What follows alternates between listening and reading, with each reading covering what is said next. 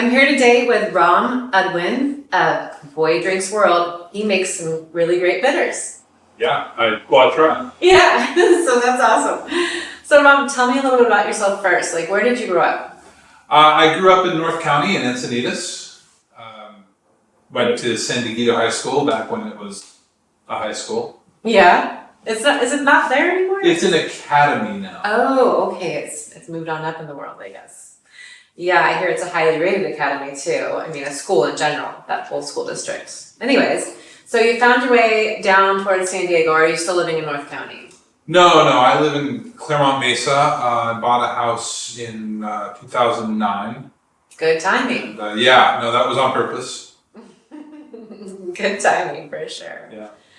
So I know there is a craft beer industry out there, but I really honestly had no idea that there was like a craft cocktail industry. Oh yeah. You seem to be very well recognized in that industry, and so tell me a little bit about that. Like, how did you end up in this industry? Oh well, that's a lot of things. So the craft cocktail thing really started in 2006, with a couple of different things happening around the same time. I didn't quite recognize that until a couple of years later, and I just started buying and reading some of the books that were coming out of that movement. We called it like the craft cocktail revolution. Yeah. And I started experimenting and making drinks for my friends, and I was just mostly in the beginning a big like home enthusiast and hobbyist. Yeah. And then things took a turn. Yeah, definitely. So before you really started, getting into this, what were you doing at that point for like work or business? Yeah, at that time I was working at Paula Casino as a table games floor supervisor. Okay. I've done a little bit of everything in my life, and I found your spot. Sounds like. Yeah, no, I definitely am most comfortable in the spirits business, and I have now spent many years trying to cement my position as just a figure in the local community, and trying to be involved where I can, and to do my thing. Yeah, I'm just always inspired by people who are passionate about what they get to do for work. I mean, that's amazing. So let's see, where were we at? We came to the bitters, actually. I mean, that's really where it comes to. You were in the more hobbyist at this point, and then you decided to create bitters. Were bitters a part of your journey when you were first a hobbyist in the cocktail industry? Not in the beginning, but I did get a book called Bitters by Brad Thomas Parsons, and that book led me to make some home experiments, and then I took his recipes and modified them, and then kind of threw away his recipes and did my own thing. But what I noticed during this time is that I really enjoyed it, and I had lots of friends expressing to me that encouragement that I should do this more for real. And and I listened, for better or worse, and did launched my first product, I think, in 2013. Okay, so it's been 10 years now.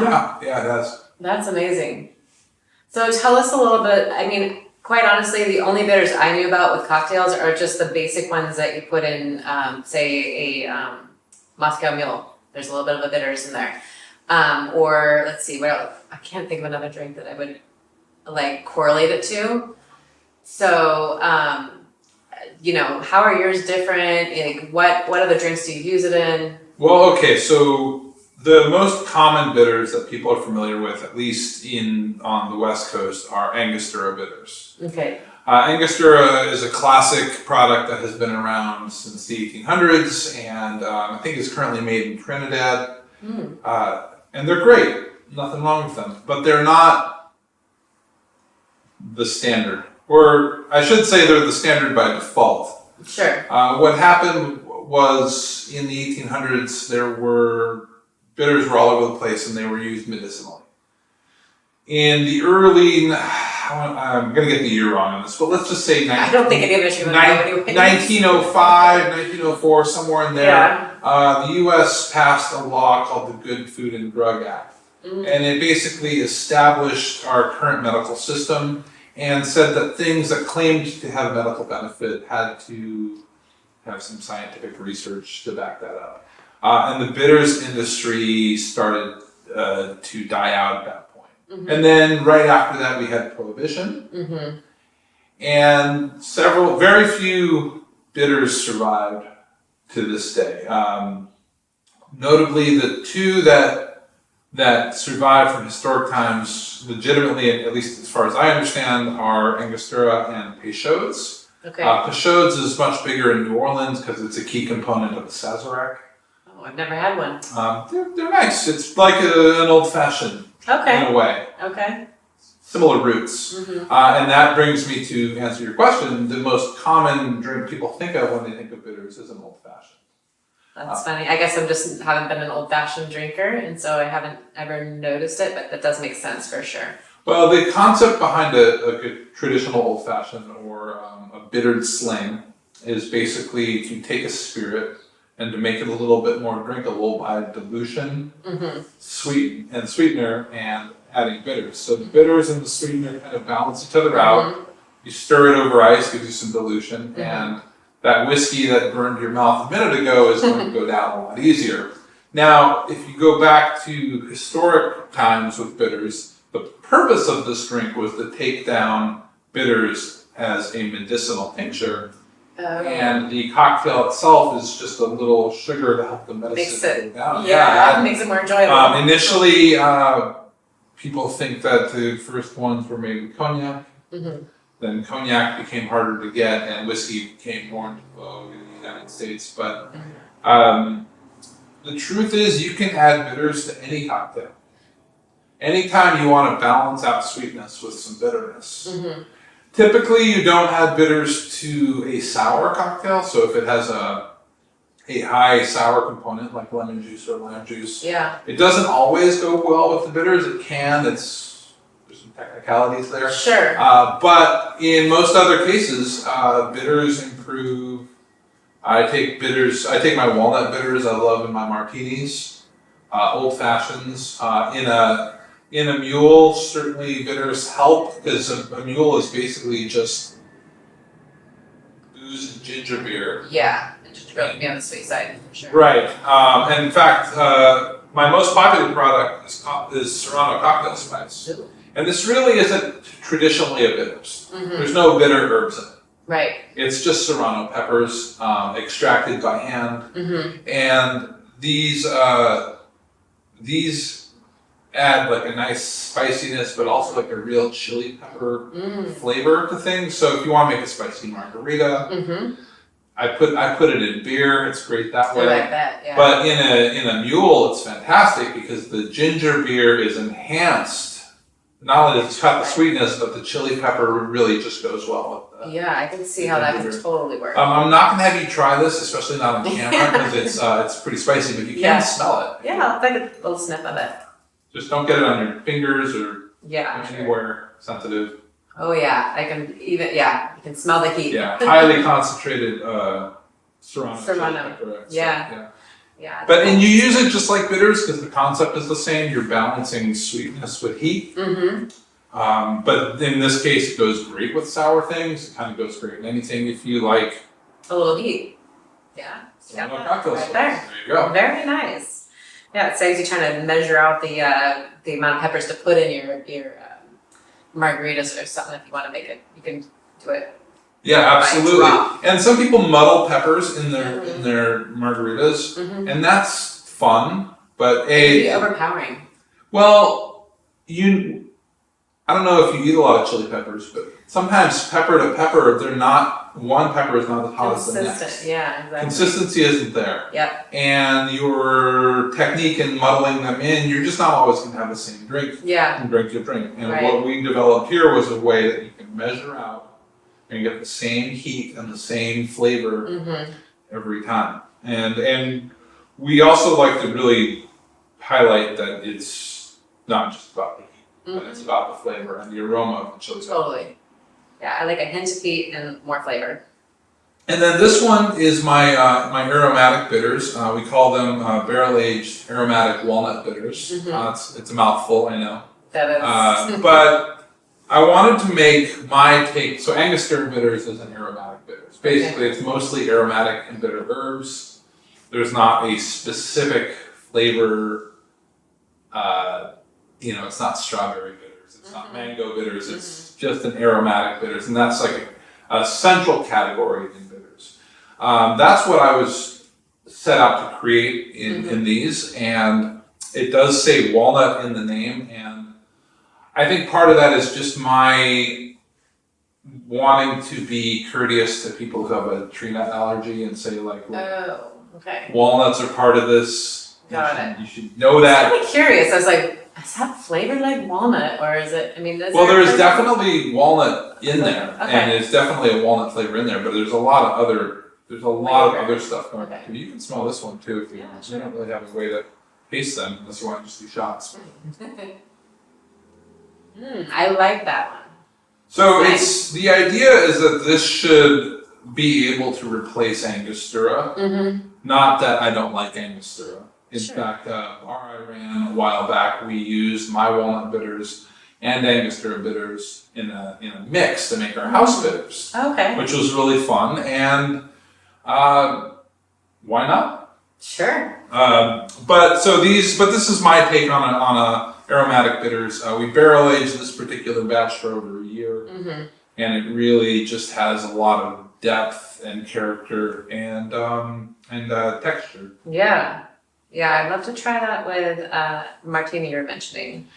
Yeah, the great thing about the martini, and I think a lot of people don't think about this, but in a gin martini, gin is made with A berry, right? well, it's a lot of herbs. Yeah. So you've got juniper berries, Juniper berries, and then each gin has a different assortment of like herbs, citrus peel, and stuff like that. And then vermouth, similarly, is a wine-based product that also is fortified with herbs and things like that. So a proper gin martini, you're actually getting a balance of those herbs and those flavors together and hopefully in a harmonious way. Right. At least in a traditional gin martini where you're actually using vermouth and gin. And The real creating thing. like a real cocktail. Yeah. I mean, I don't want to talk down to people that like a vodka martini or a straight vodka martini. You like what you like, and that's It's your taste buds. Yeah, you're like what you like. just like what you like, and that's fine. But Yeah. what I try to showcase is that there's a way to take a more culinary approach, and there's a way to say like we can actually marry these flavors and create something special and something balanced, and we're drinking an actual mixed cocktail instead of just straight booze, which some martinis are. Pretty Straight booze. Yeah. I mean, that's the basics. And so what I've discovered, not by accident, but maybe by happy accident, is that the combination of herbs that I put into these bitters, which I designed specifically with the idea of using with bourbon, the combination of herbs actually pair really well with gin. And it's just that same concept of herbs and different extracted flavors being complementary to each other. Yeah, Creating like a whole that is bigger than the parts. I like it. Now I want to drink. We should definitely do this in a bar next time. I know, that would have been so much fun. But maybe we will have a second time and we'll be able to test out some of these bitters That'd be and great. some drinks. So, I think I've gotten through most of the things. What have you found has been a favorite for your customers? Well, I sell more of the Serrano than anything else by a vast majority. And I think the reason is that the Serrano cocktail spice is very unique. In the industry, there are other spicy bitters, Yeah. but the Serrano kind of stands on its own in that they're not similar. Yeah. And if you're trying to create a spicy margarita, spicy beer cocktail, Bloody Mary, if you like, and that's the other part of this where I'm kind of cheating, Sure. is that people that like spicy stuff and are hot sauce They're all about heads, it. Yeah. this is for them. And so, and what I've always preached when I was bartending and running restaurants was, if you specialize in something, the people that want what you're specializing in will find you. Yeah. If you try to please everybody, Right. you just become blah. You just become the run of the mill. Exactly. But if you specialize and people come and find you, and that makes a segment of the population very happy and enthusiastic. Yeah. And they are. I mean, spicy stuff is super popular. A lot of people, especially in San Diego, really love a good margarita that has a little spice to it, or like you were saying, the Bloody Mary with some spice. Yeah, and absolutely. I mean, I've always considered the traditional, the horseradish bringing the spice, but this might be a nice little alternative to maybe if you don't like horseradish. But Or you could do both. yeah, really. Because it's, to me, like a good Bloody Mary is about complexity. Yes, definitely. And you got to have enough acid and enough fat and enough Yeah. other elements to kind of create like a really complex and palate filling drink. Yeah, no, I would love to come to, if you ever work at a bar again, let me know, because you sound like you make great drinks. Yeah, I'm semi-retired from bartending. Yeah. I actually, as a day job, I work as a liquor distributor, and then I also run my company here. I do miss making drinks from time to time. I love talking about drinks. Yeah. But there is, I think that bartenders are, and everybody in our food service industry, especially after COVID, are kind of unsung heroes. Like, they're people that work very, very hard for very little pay to keep restaurants open and running. Oh, yeah. And I, having lived and worked that life, I respect it tremendously. Yes. And, try to do what I can to help, but we all have to take our own path and That's right. and kind of move from one stage in the industry to the next and try to make a living for ourselves. Yeah, that's kind of what it comes down to. I'm so happy for you to be making a living really after something that you're passionate about. And it sounds like you have a lot of knowledge too about. And if you ever have a dinner party and you need a guest to fill a seat, I'm honestly up for it. Absolutely. So, speaking of the bitters, where can we find them? Do you distribute directly to the public, or do you do it through stores? How does that work? Actually, the distribution company I work with distributes to stores and restaurants around town. The easiest places probably to buy my products are a Collins and Coop, which is in North Park, and is, if you like cocktails and you like cocktail products, that is a really fun toy store. Fun. They've got all your tools, vintage glassware, bitters, syrups. They don't have a liquor license, but they've got everything else. Everything else covered. Another great spot to pick up the bitters is Old Town Liquor in Old Town. Old Town Liquor is awesome for their deep, deep selection, but also they are the preeminent agave spirits store in maybe the United States. They have every mezcal, tequila, and nothing goes better with mezcal and tequila than Serrano cocktail spice. That's right. So Old Town Liquor is awesome. Collins and Coop, and then you can find them all around the county. Holiday Wine Cellar in Escondido. The list goes on and on, but they're available out there. Google search, they can be shipped. And yeah, definitely. I'll do a little research and find out. I mean, Old Town's obviously the closest. In North Park, I would love to just go visit because the store sounds cool. It's very cool. Yeah, love Collins and Coop. Right on. And then, so we kind of talked about where you find you online. I picked up a couple articles on the bitters and about you and your background and stuff. And I also saw you on Instagram. You got a nice Instagram page. So is there anywhere else that we should mention to find you and your business? My products, if you're looking for products for your store or bar, are available from JVS Imports. Okay. My website is under construction. It's been under construction for a little while. We're trying to redo the whole thing, but you can message me on Instagram. I'm very easy to find there. Boy Drinks World. Yep. And that's pretty much it. I'm kind of low key. very, very low pressure in my sales technique. And, if I feel like my products can help bartenders and help people save labor and make better drinks. And if that works for you, then I'm really happy to supply. That's great. I love that you have the passion for the industry too, having been in it for a while. So last question is a fun question. If you had to eat one meal for the rest of your life, what would it be and what would the drink be that goes with it? Oh, wow. Well, I'm kind of a hedonist when it comes to food. I like a little bit of everything. So this sounds like torture. I think right now I'd say ramen. Okay. But that's just, you caught me on a ramen day. Yeah. And with ramen, I think I would take a spicy margarita. All right.